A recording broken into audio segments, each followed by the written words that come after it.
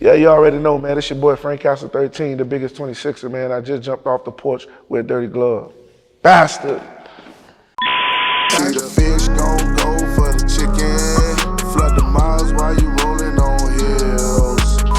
All right, so we got Frank Kastle13 off the porch with us today. 13. Y'all know what it is, the biggest 26er. I know what it is. I see the flags, you know what I'm saying? Yeah, you're repping hard today, man. All day. Yeah. Now, I appreciate you coming by today, man. Why don't you introduce who else is up here on the porch with you today, man? You know, I got young Jeff, he from up here. You know. Okay. You know, my man Hash. You know, my man Jimbo. There it is. All right, Frank, so you say you've been up here for like a week, man. What have you been working on here in Atlanta, bro? I mean, you know, I just recorded with FCE Studio, dropped 2 records over there. You know, it was a couple of us up here. You know, some of us had to go back, but it's just been grinding, working. You know what I'm saying? Putting in the studio. And, you know, I was supposed to shoot a video out here, but time got short due to that. I got to go back. Damn, but I'll be back for sure to shoot the video. Okay. So you be coming up here pretty often then, huh? Yeah, I used to. You know, now I'm about to get back coming back. You know, I used to come back and forth, but now I'm about to get real busy. Yeah, that's what's up, man. Yeah, this is the place to be at right now, man. Right now, yeah, this the music, yeah. Yeah. You know, from here in LA, that's where it's at. Yeah. Seems like anytime someone leaves their hometown, that's where they go. They either move to Atlanta or they move to LA. It's crazy, ain't it? Used to be New York was the only place you could go to. But you got New York, they done messed New York up, man. Shout out to New York. I still fuck with New York, though. All right, so talk to us about life in Miami, man. What's going on down there? Miami, you know, Miami gonna always be Miami. You got the South Beach. You got the hoods. You got you got everywhere in Miami. The culture, the food, you know, a bit of everything, you know what I'm saying? A real Miamian is a bit of everything, Haitian, Jamaican, you know, Mexican, you know, Cuban, Puerto Rican, you know what I'm saying? Even some whites down there, you know what I'm saying? We got them moving there right now, so we mix everything. Yeah, it's definitely a melting pot of so many different cultures, man. So many damn different cultures. Then you get all the people from like up north that move down there too. Yeah, we got some up north people moving down there. Even people from LA moving down there, you know what I'm saying? Because the weather. Yeah, and weather. It's cheaper than LA too. Yeah, it's very cheap. Yeah. It's very cheap in LA. Shit. This over here, they saving a lot of money. Oh yeah, real. over down in Miami, they saving a lot of money. Yep. So they gonna either move here or to Miami. That's true, man. Yeah. So talk to us about Little Haiti, man. What was it like growing Haiti, up there, man? You know, Little Haiti, I'm a Little Haiti baby. But I was raised on the other side, you know what I'm saying? Uptown, you know. Okay. Uptown, you know, it's all Little Haiti. But you know, uptown is across the tracks where shit get gully and shit, you know what I'm saying? Like, you know, but it's all overall Little Haiti. Growing up was, you know, watching the older heads, big homies go at it, you know what I'm saying? And you just had to learn from their mistakes. And you put your own little knowledge on it and then patch up with what you got and then take it up and move. Mm-hmm. That's real, man. Yeah, and talk to us about the Haitian culture down there in Miami. Especially in Little Haiti. We got, for the Haitian culture down there, we got one of the best. Like, you know, I've been everywhere. I've been in New York, and it was like, yeah, the Haitian culture over there is terrible. Haitians don't stick together. But down in Miami, it's just stigma. You know what I'm saying? Like, you know, when Haitians first come down, they bring them to Little Haiti, where the culture is at. You know what I'm saying? Or you'll find some going up to Palm Beach, because you know they got a shore too. You know what I'm saying? So it's just the stigma of Haitians sticking together, but you have those, you know what I'm saying, that, you know, that probably was born down here, you know, not in the U.S. Yeah. I'll probably be knuckleheads and shit like that. Like, but all overboard, the Haitians stick together, man, and that's what we need to keep doing, sticking together. That's real, man. Yep. At what age would you say you jumped off the porch? Shit, probably I could say 14, you know, I ran away from my sister house, went to go stay with my cousin and, you know, my cousin and shit, and all he wanted me to do was go to school, man. But, you know, I was going to school, but still doing what I do, you know. Because, you know, I wasn't raised with no father figure, nothing like that. Oh, no. So, you know, my cousin was like partial, like the only man I could see to raise up under. You know, he was young too, so what he could have teach me, you know, I just learned. You know what I'm saying? And it just went my own way. You feel me? It was in a good way, but shit, it was just my own way. Yeah. And you're the youngest in your family, right? Yeah. So what was that like? And because you told me you actually had to help provide for your family at a young age too, right? Like, sort of like, you know, I got my well, we're gonna say baby mama. I got my baby mama pregnant, you know, at a young age, you know what I'm saying? So I know, you know, right now you got another being in the world. You gotta go ahead and try to get it, you know. I started off working and, you know, the streets, man. What comes with the streets, it is the streets, you know what I'm saying? So whatever it was to provide, I had to come up with it. I feel that, man. What would you say is one of the biggest life lessons you had to learn in your life so far? That you can't beat the streets. You can't beat the streets, and you can't beat the system. You know what I'm saying? Can't beat the streets and you can't beat the system. No matter how you look at it, no matter how you see it, you may think you got the highest power, but living in reality, you can't beat the streets nor the system. That's real. And you know, the goal's always been get out of the streets. So. Yeah, you can't beat the streets.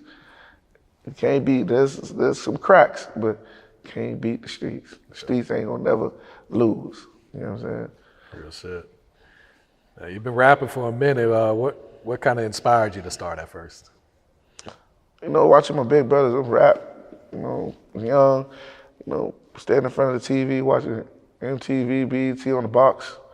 You know, just fascinated by how you put the words together, you know, making music and sound, you know.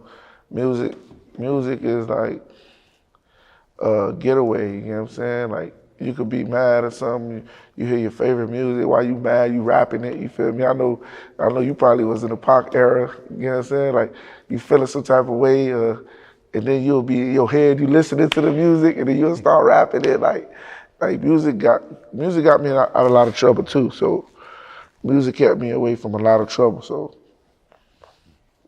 Who were some of your favorites when you were coming up? Man, listen, I was for whoever was versatile. You know what I'm saying? I could tell you about Outkast. I could tell you about, you know, I could give you about Biggie Smalls, one of my all time. Give you about Pac. Give you about Busta Rhymes. All around, man. Even when Pastor Troy started taking over, you know what I'm saying? You know, like. I give you all that. Most twisted, most versatile rappers, I was adapted to, you know what I'm saying? Because I was like, how could he spit like, how could he rap like, dang, you know? So I was just fascinated with the rapping shit anyway, so I just decided to do it. And rest in peace to DJ Uncle Al, you know what I'm saying? And, you know. Miami legend, man. Yeah, he came out there to a career day in elementary, and he asked everybody what they wanted to be. I told him a rapper, you know what I'm saying? Like, and from then on, I was a rapper. You know what I'm saying? He used to call me Junior Whopper rapper. Like, you know, I was a little chubby kid, you know, rapping around the house. You know, my cousin gave me that name and shit. But music, I was always fascinated with music. Did you always take it serious too, like figure out? Yeah, I took it serious by like the seventh grade, going to 8th grade. I was in, you know, high school, junior high, and one of my teachers found my rap books and shit. Yeah. And, you know, it was a literature class too. So he was like, no, mathematics class. He was like, yo, I found your rap book. I was like, how you found my rap book? I've been looking for this shit for a minute. And he was like, yeah, I found it. And I was like, where you found it at? He was like, yeah, man, you know, I had to go look through it, proofread it. I'm like, proofread it, man, you know what you're doing? He went in my book and just edited everything. He was editing? Like, yeah, he edited all my shit. Like, I'm cussing on the shit where I'm putting ass. I'm putting ass. This motherfucker, he now he ain't graded. I'm writing ass. He scratched ass and put buttocks, like doing shit like that. Like, you know, that kind of had me like off a little bit, you know, but it still inspired me. Like, you know, I had somebody that understand me, like, you know, I ain't doing all your work, but this is what I'm doing, you know what I'm saying? And he told me, you know, after that, he put me in a debating class. Oh, yeah? Yeah, after that, he put me on this debating class and shit. So, you know, he inspired me too a little bit. Yeah, no, that's what's up, man. So Frank Kastle13, what's the meaning behind that name, man?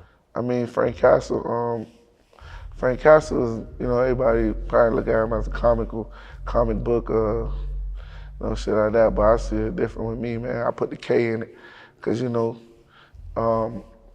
the 13 come from, you know, the 13th disciple, you know what I'm saying? I'm more like godly with it. And I understand, man, 13 is the beginning of the teens. You get what I'm saying? So it comes first, and that's like an angel to me, you know what I'm saying? So 13, you add that 13, what you get, 26. You get what I'm saying? That's what I am, a 26er. Okay. Yeah. So talk to us about the music scene down in Miami, man. The music scene fluctuate from left to right, you know, up and down. You know, it's very few that make it. You know what I'm saying? But now it's more like, if you want to make it in Miami, you got to go out to get it yourself. You get what I'm saying? And there's nothing wrong with that. You know what I'm saying? It's better for you. You know what I'm saying? So now you know you ain't. I had no handouts, and everybody fuck with you for you. They ain't fuck with you for this, that. So Miami, if an artist want to make it out of Miami, know they got to do it themselves. Yeah. You know what I'm saying? Because the game will change. And if you can't understand this game come with change, you're going to lose. Do you feel like the OGs in Miami kind of owe it to the next generation to maybe not put them on, but at least show them the way? Everybody do their shit their own way. You get what I'm saying? You can't force somebody to do something that probably wasn't done to them. You get what I'm saying? You know, it's up to him to have the conscience and the mind, like, you know what? It was hard for me. Let me make it easy for, you get what I'm saying? So not everybody like that. So Miami OGs, I feel like, you know, Miami OGs is just Miami OGs. This is Miami, man. Really, for real, this is Miami. Don't give a fuck city. You get what I'm saying? About the issue, like, you got to think about it that way. In that mindset, you got to think about it like that. Not the OGs giving no nigga lime like shit. It's like a gamble. And down there in Miami, it's heavy gambling. So you got to gamble what you got. Yeah. You get what I'm saying? The OG, yeah, you going to gamble so the OG can see that you the winning ticket. Then they going to come trying to shout you out. You get what I'm saying? Like, this is, because I know for a fact, it's some OGs out there that want to touch a couple artists that want to do things with it, but it got to be the artist though. You get what I'm saying? You got to listen. You get what I'm saying? But now how the game is, a lot of young rappers getting their own money now. You get what I'm saying? So if OG do come in the game, don't be like, yo, I'm getting my own money, so my decision is just, you just could direct. Don't give me nothing. Decision. Don't give me no direction and that like that. You can just point. You know what I'm saying? So that's the scene right now. Yeah, I feel that. What's the name of your label? 13 ENT. Okay. So who are some of the artists you got right now? Well, right now, you know, I got Loso V. You know Loso V. He about to drop soon. He about to drop a single soon. I got two other artists I'm looking at right now. I got my nephews. My nephews up and coming. They blowing the hinges off of SoundCloud right now. The Real Will, you know, and I got Mac, you know, Mac 555, you know, MP3. They doing their thing right now on SoundCloud. So they up and coming. I'm just letting them chase it a little bit more. So, you know, it'll be like more appreciated once whoever come to me with the right decision. You know what I'm saying? Then they go up to that another platform. I feel that, man. So how'd you link up with Birdman? Oh, Birdman. Yeah, Birdman is a real nigga, man. Birdman is a real nigga. I don't care what no nigga say about Birdman. Birdman ain't know me from a can of paint, ain't owe me shit. You know what I'm saying? I was locked up, you know, 2010, red jumper, facing that time, you know. And I think Birdman got locked up or some shit. So when they brought him up, before they brought him up, they moved the dude out of the room, and they said somebody big coming up here. So they brought him up. When they brought him up and shit, and you know, I was like, oh shit, that's Stunner. You know what I'm saying? So, you know, I was young when they used to cut through Little Haiti. They used to cut through Little Haiti, you know, doing music videos with the Pound and just being around, you know what I'm saying? So, so when Birdman came through, everybody was hitting my door because I used to be up there rapping. Everybody hitting my door like, yo, hitting my wall, hitting my wall and shit. Like, yo, Frank, wake up, nigga. We got a celebrity in the building, nigga. Wake up, nigga. Like, you know, real niggas, you know what I'm saying? Shout out to them too, man, Freedom Boys. So they were like, man, wake up. So we was like, what's up? Like, man, Stunner in the building. So we started talking to Birdman, you know, talking to him and stuff like that, you know. And he was like, yeah, man, what's good? He in the building. He said, who rap and who can rap and who make beats. So everybody was like, Frank, man, spit something. And he was like, who Frank is? So I got on the door, talked to him and shit. He was like, man, listen, man, let me hear what you got. I spit some shit. I was young, man. I was like 19, 20. I spit some shit. To him, and you know, he was like, yeah. Like, okay. So my boy Q, that's locked up right now, he was screaming at him. He was like, man, listen, man, Birdman, don't come up here with all that capping. Don't come up here with all that capping and shit, like, making promises that you can't keep. He was like talking good for me and shit like that. So Birdman like, nah, he ain't on that. So he was like, man, so what you could say to make us believe like you ain't on that type of time? So Birdman was like, man, first of all, I'm a real nigga. And he say, man, God answered that nigga prayers. I'm like, man, everybody like prayers? Like, nigga, you trying to? So he was like, nah, real shit. He told me to slide my paperwork or whatever, slid my paperwork to him, he read it, see what was good, this and that. He was like, damn, you got 40? I was like, yeah. He was like, man, you ain't trying to fight? I'm like, yeah, I got a pill in and shit. So he was like, okay, this what I'm gonna do. I'm gonna write my number down, give you my number, give me 3 days when I get out, call the phone. Call that number. I was like, all right. So everybody thought he was capping, so he was like, nah, for real. So he got out to use the shower, and I was on the phone. And when I was on the phone with my sister, and I'm telling my sister, yo, Birdman in this. So she was like, nah, Birdman ain't there. I was like, yeah, Birdman in here. And I got the phone, and she took the phone. She said, put him on there. I gave him the phone. He was like, what's up? She started talking. She went crazy and shit, like all type of shit. Oh, you went on Birdman? Like, you know, wild shit. Like, so after that, we hung up the phone. They came and got Birdman the next day. They got Stunner the next day, and when he went downstairs, he told the guard, make sure I checked my account, because I gave him my information and shit. He said, make sure I check my account and hit that number up. So when the guard came back up, the guard was like, man, hey, yo, I don't know what you said to that nigga, but that nigga fuck with you. That kind of gave me a little rank. Cause the guard seen Big Birdman. Yeah. that guy seen Big Birdman and shit, like bringing shit in, like, you know what I'm saying? Like, so he got out. 3 days came, the phone broke. The damn jail phone broke. For real. Cause it go down up there. Niggas start talking crazy, pop that line. You know what I'm saying? Like it go down up there. So 3 days later, the phone, like everybody like, man, Birdman ain't fucking with you, man, Birdman. So when the food lady, canteen lady, she came through with the mail and stuff, like to show how much money you got in your account and stuff like that. And I seen it was $700. Oh, shit. And he signed Stunner, you know what I'm saying? So I was like, shit, that man put $700. So you know everybody, like, let me see.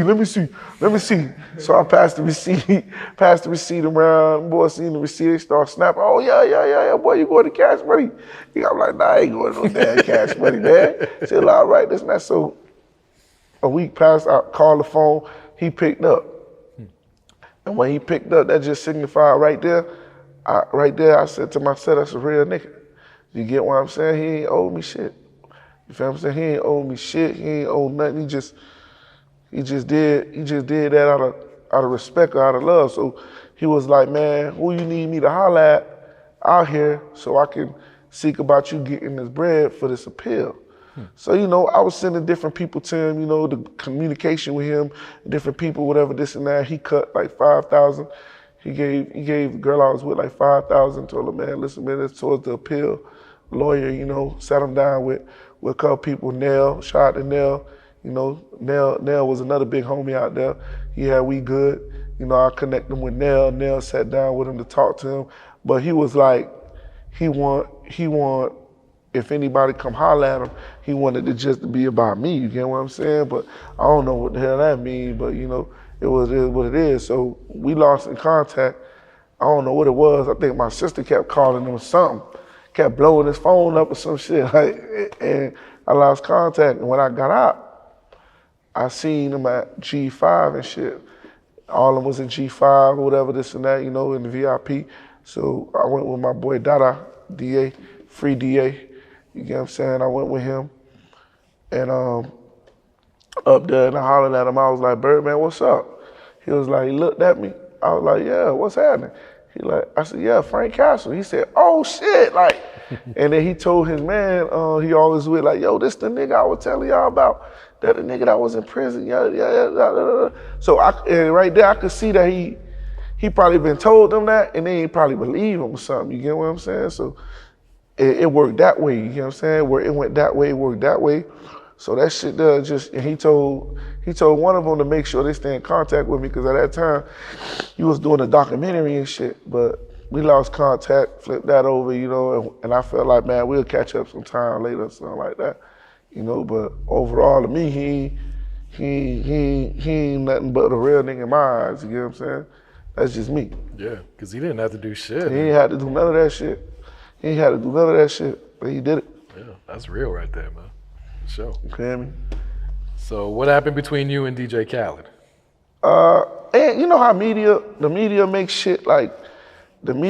shit look crazy, and how it ain't what it is, but it's the media gonna amp it up, make it look crazy, you know. I came out with a song, Check In, you get what I'm saying? So, and in the song Check In, I was really telling people to check in. You know, you ain't from like around here, check in, stuff like that, but Khaled from Miami, you get what I'm saying? What it was it was a video shoot that was finna go down, and the dude that was shooting the video was like, yo, it's a DJ Khaled and Rihanna video shoot and shit, and it was like, y'all ain't know about that? I'm like, nah, we ain't know about that. Nobody told us about no video shoot. And we in Little Haiti, you get what I'm saying? We supposed to know what's going on. Like, if there's any video shoot, anything like that, we supposed to be like, damn, we artists, we gotta know these things. That's why we got people in position to tell us when it's a video, it's a video, cause we ain't looking to put down on nobody. We looking out to make it out that crab bucket just like everybody else, trying to make it out that crab bucket. Because before you became an artist, whoever became an artist, you was one of us. You know what I'm saying? So it was more like on that type of time. And I got on social media, and I was like, man, DJ Khaled, heard you having a video in the hood, man. You ain't holler at the boys, like on that type of time. But if you look at me, you looking at this big ass nigga. You get what I'm saying? Big ass gorilla looking nigga with beard. He got on there. He got a song called Check In.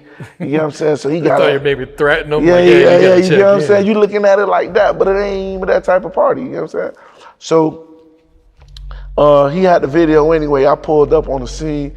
I don't know what people were thinking. I pulled up on the scene. My man E-Class seen me, and my boy I forgot his name. He's on the tip of my tongue. My boy seen me. My boy like, man, he always around Khaled, so he was like, man, look, I need to holler at Khaled, you know what I'm saying? Because I know he seen it. You feel me? I know he seen the shit, so I said, I need to holler at Khaled. So he was like, okay, just chill. Kiko, told my boy Kiko, I need to holler at Khaled. So he was like, yeah, hold on, chill. Wait till Khaled come back. I allowed, right? So I waited there, it was raining and shit. Waited over there, this and that. So then when they were bringing Khaled back out, E-Class, Kiko, they were walking with Khaled. So I grabbed Khaled's hand. I was like, hey, look, that was me that they showing that whatever around and shit. But, it ain't no ill intent. You get what I'm saying? It ain't no ill intent. It was just, just me saying that nigga want to come out here. We want to come out here and be a part of the video. You know what I'm saying?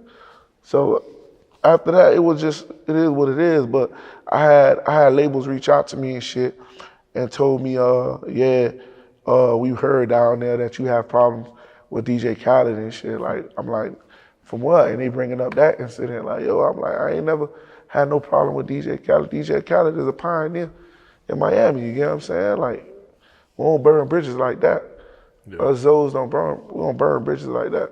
Yeah. You know what I'm saying? So I pushed that to the side. That's why I brought it over here to let it be known, like, yo. So if y'all still thinking that, it ain't what it is. You get what I'm saying? How long ago was that incident? About like four, 5 years. Yeah. All right. So what's the single that you're pushing right now? Well, I started pushing Z-Check. Z-Check was like a West Coast vibe record.